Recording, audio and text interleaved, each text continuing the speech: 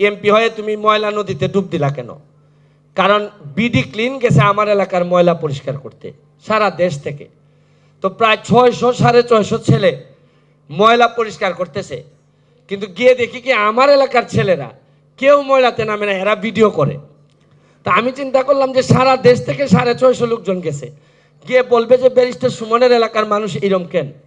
তখন চিন্তা করলাম যে এমপি নিজে যদি এই আগুনে ঝাঁপ দেয় অথবা ময়লায় ঝাঁপ দেয়, তাইলে এই বদনামটা মনে হয় আর থাকবে না। তখন আমি নিজেই ঝাঁপ দিছি। তো যে নদীটাতে আমি ঝাঁপ দিছি, এই নদীটারে সুন্দর করতে গিয়ে আমাদের এলাকার পুরা ল্যান্ডস্কেপটাই বদলাই যাচ্ছে এই নদীর কারণে। প্রায় 3.5 কিলোমিটার জায়গা আমি বের করে ফেলছি। এখন বিউটিফিকেশনের জন্য মাননীয় মন্ত্রী ছাড়া আমার আর কোনো উপায় নাই।